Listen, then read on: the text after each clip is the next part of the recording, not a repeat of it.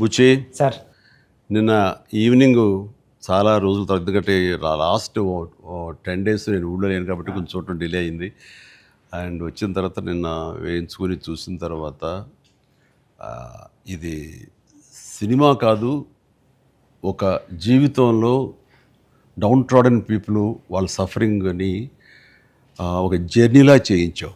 Sir మాకు పెద్ద ప్రపంచాన్ని చూపించినట్లుగా అనిపించింది నేను చూస్తున్నసేపు. చూసిన తర్వాత కోలుకోవడానికి, తేరుకోవడానికి సార్ అది చాలా నిద్రలో కూడా అదే ఆలోచనలు, అదే విజువల్స్ అవి కనబడుతున్నాయి. అంటే అంత డీప్ ఇంపాక్ట్ ఇవ్వగలిగావు.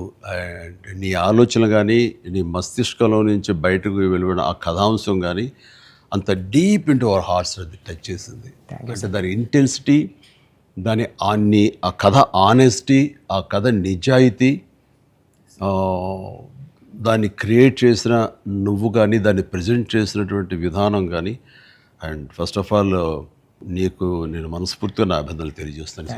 అంటే అది ఒక ఊరి సమస్యగా మొదలైన పోను పోను పోను అది యూనివర్సల్ అయిపోయింది. అది నేషనల్ లెవెల్కి వెళ్ళిపోయి మన భారతదేశం యొక్క ఆవశ్యకత ఏంటి, దాని ప్రభుత్వాలు ఈ స్పోర్ట్స్ పర్సన్స్ని ఎంకరేజ్ చేయటంలో వాళ్ళ బాధ్యత ఏంటి అని తెలియచెప్పినటువంటి ఇది.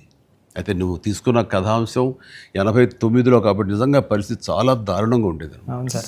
నువ్వు చెప్పిన ఈ ప్రయత్నం డెఫినెట్లీ అందులోనూ ఆలోచింప చేస్తాను అనిపించింది నాకు. అది చాలా మంచి ప్రయత్నం.